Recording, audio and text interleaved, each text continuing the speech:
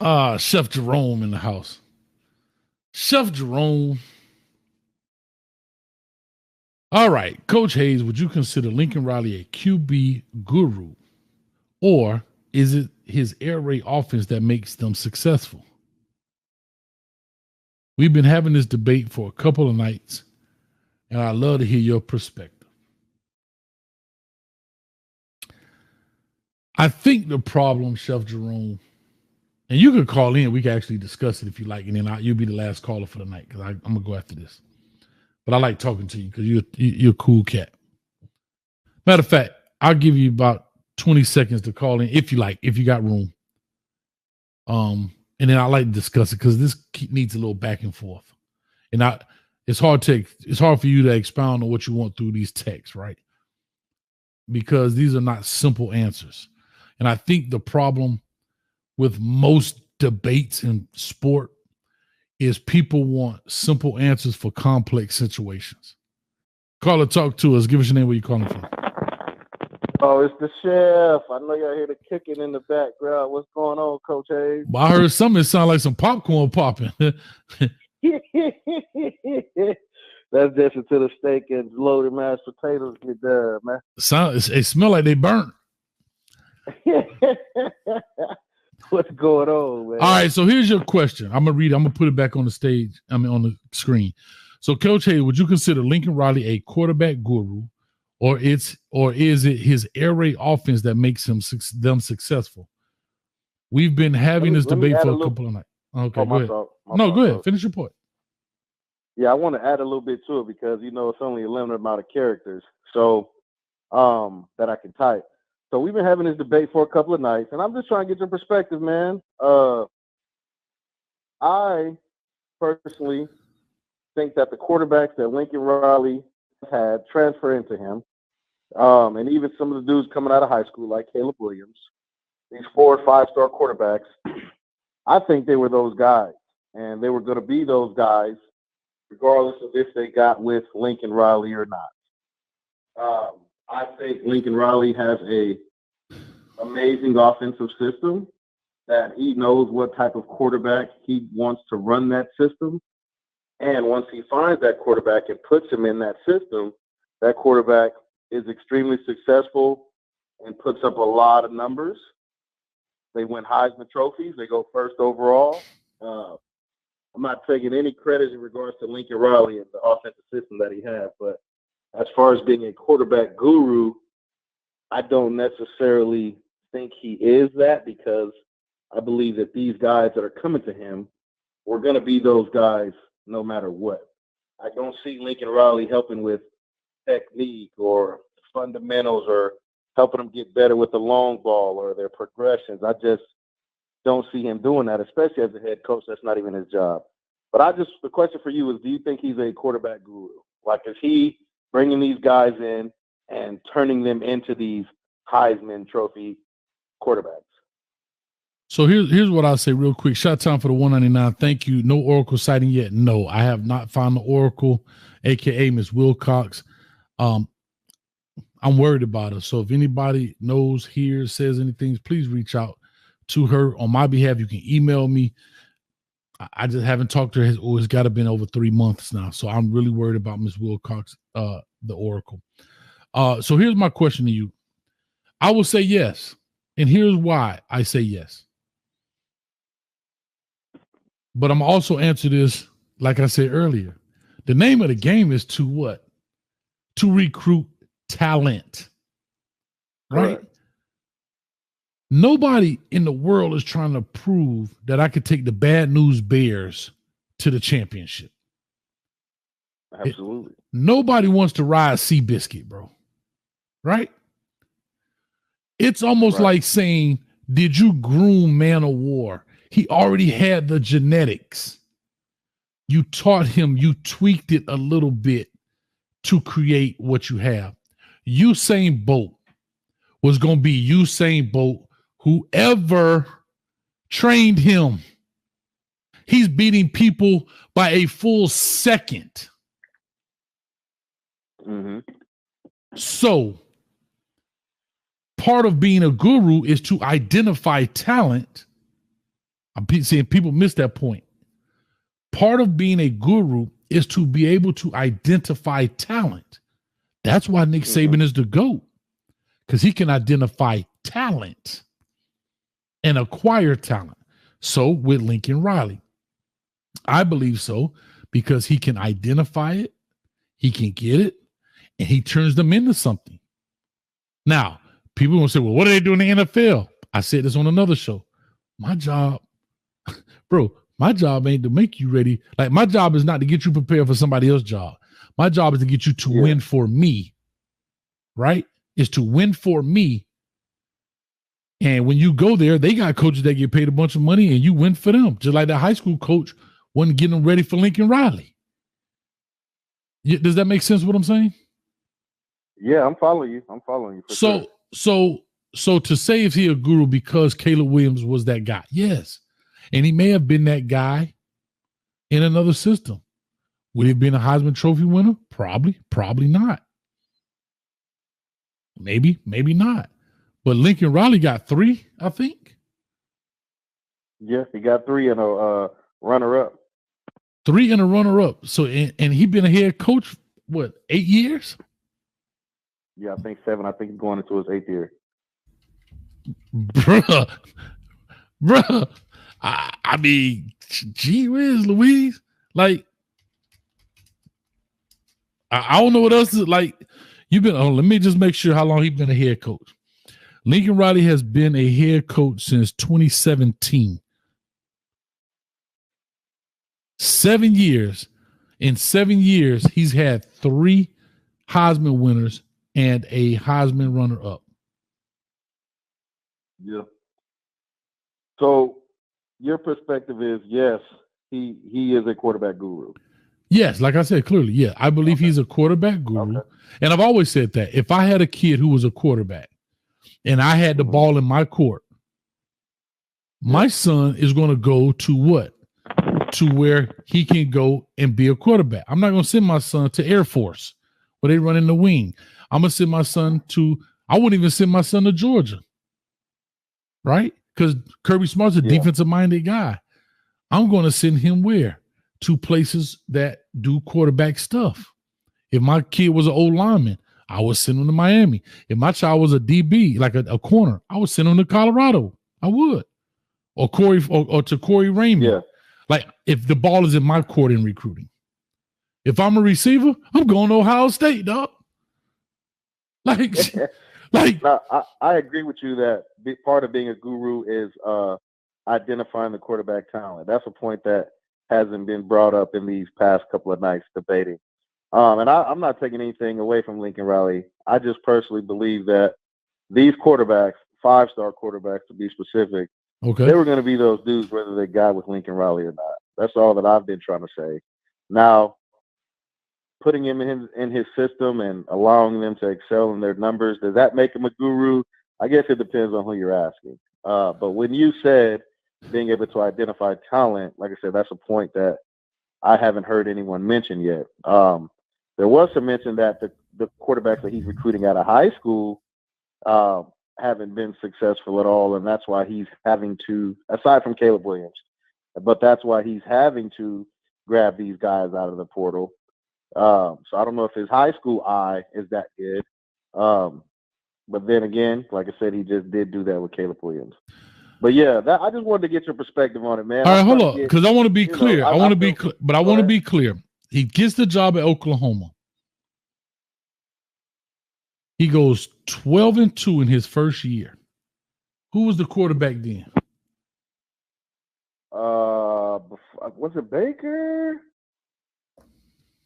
Did Baker come to him as a walk-on? Yeah, I think his first year at Oklahoma it was Baker.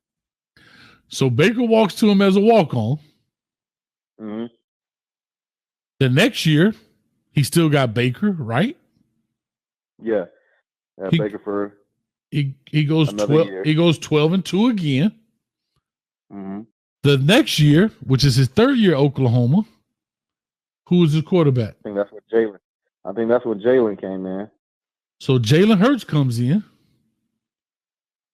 Or was Kyler Murray before Jalen? I could have that order mixed up. I think Kyler first. I know Kyler Murray and Jalen were the next two, so probably Kyler first. Kyler first. Yeah. So Kyler Murray comes in. Jalen comes in. Mm-hmm. And then his fourth year, 2020, they go 9-2, which they only play 11 of the 14 games. He loses 2 of the 11 games, so he's 9-2. Then in 2021, this is the Spencer Rattler area, right? Yeah. And he goes 10-2, I think. 10-2, correct. Yeah. He goes 10-2. And that's when Caleb Williams takes over, kind of, was it mid-season? Last 3 games of the season, something like that. I don't remember exactly.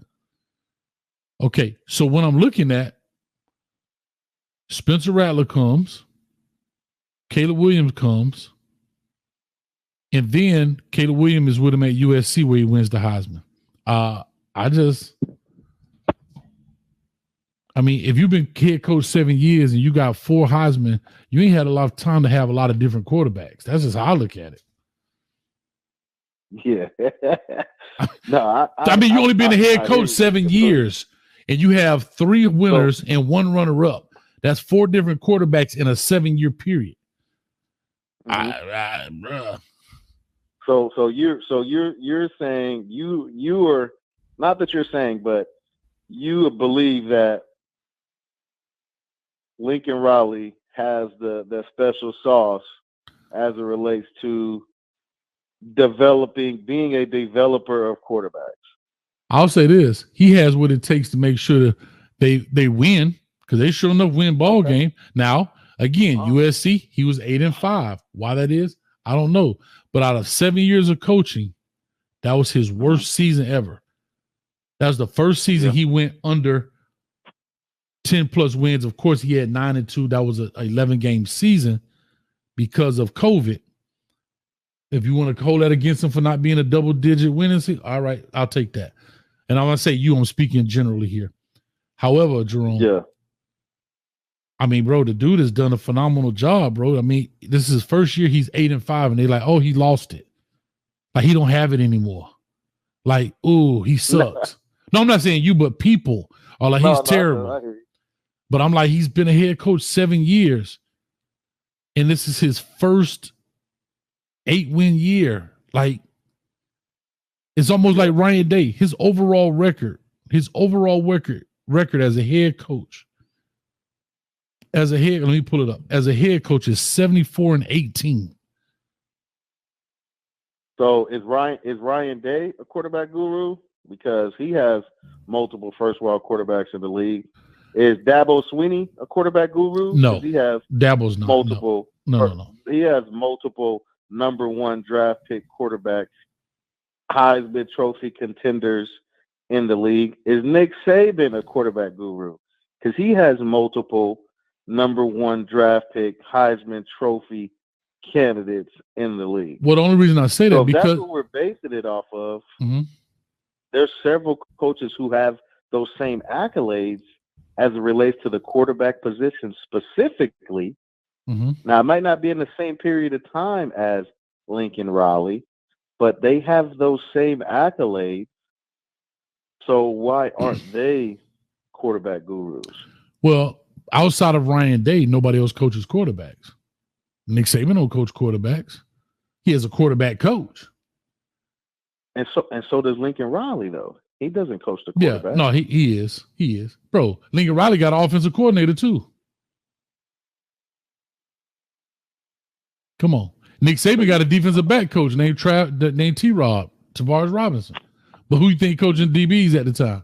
Like, so don't get it twisted with the titles. I get where you're coming from. And I'm not saying that guy doesn't talk to, like, the coach doesn't help. But trust me, just like Josh Heupel. Josh Heupel got an offensive coordinator. He actually he left and went to be the UCF head coach.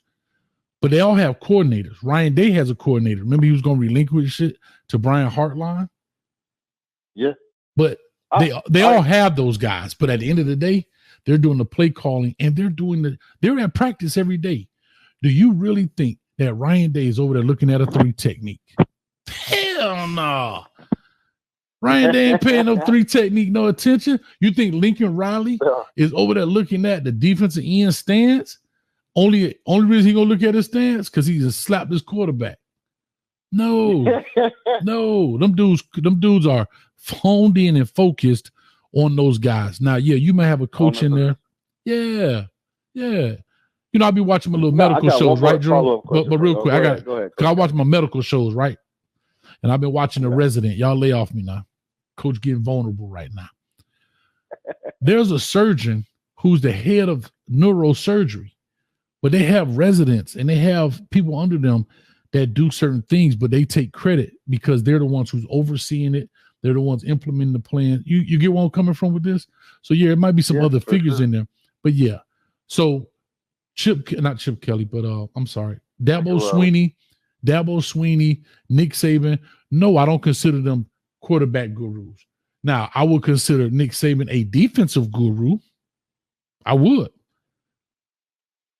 consider, and a head coach guru. I would consider Ryan Day. I would give him a head coach guru because he would be a school I would send my kid to if he played quarterback. He definitely would be a kid. Josh Heupel, Ryan, I've said this before on shows. Josh Heupel, Ryan Day, Lincoln Riley are the first 3 names that come to mind when I think of quarterbacks. Okay, I got one final question for you, Coach. I know you're trying to wrap things up. No, you good. So I enjoy good conversation. The players the players that you know, and I like that we can, you know, I can have my opinion, you can have yours without me being like people be wild at these chats, bro. It's crazy. But my question for you is, the players that we named, you could pick any one of them: Jalen Hurts, Baker Mayfield, Kyler Murray, whoever you want. Guys that transferred in to Lincoln Riley. Can you identify like an area of opportunity that they had prior to getting with Lincoln Riley? What do you mean? Weakness that they had, and how did what he turned into a strength, or what he helped them improve their game on? Because I'm thinking, as a guru, you're going to help me get better in A, B, and C areas. So I just wanted to know if there was any particular thing that you can highlight from those players that weren't with him and got with him and became Heisman Trophy candidates. What did he improve? Where did he improve their game at? And you can just name one. I'll say this about Baker Mayfield, Kyler Murray, and maybe even Caleb Williams. Maybe not. Not so much.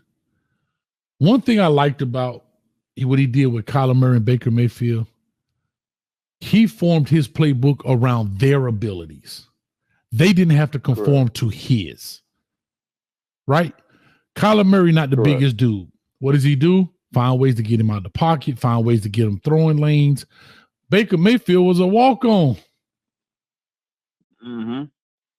So what did he do? Who balled at Texas Tech? Yes. No, he made a ball. He balled at Texas Tech. He made a ball, right. But to my point is, I think what helps also make you a guru in that case, especially with quarterbacks, I think quarterback and play calling go hand in hand. See, it's hard to be the quarterback guru and not the play caller. It's usually that kind of go hand in hand, if that makes sense. You notice, like I said, Ryan Day, quarterback coach, and what? Play caller. Josh Heupel, quarterback coach. Play caller. Lincoln Riley, quarterback coach. Play caller. What's the even your boy from Florida State? As much as I don't want to give him credit, as a play caller, what does he do? Huh? You talking about Jimbo? No, that's there right now. Norville.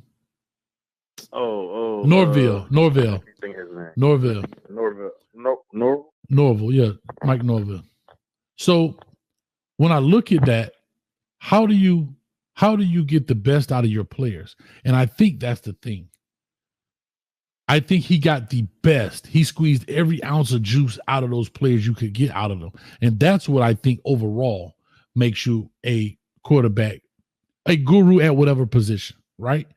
Here's a perfect example. Let's go back to Miami for a second. Ruben Bain. Reuben Bain came in with a particular set of skills out of high school, maybe through his uncle and whatever else, wherever he learned them. Whoever got Reuben Bain, he was going to be that dude. The thing is, how do I fine tune him just a little bit? It's just like NFL. Bro, you're drafting the elite of the elite athletes in the world. And you're going to tell me you made him better? Yes, by fine tuning. You didn't do any gross motor skills that, oh, I taught him how to tackle. Man, come on, dog.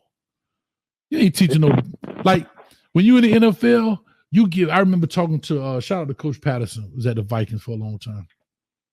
He said, when you in the NFL, he coached John Randall. He was on the team with Randy Moss. He was at the Vikings for quite some time. I think he just retired.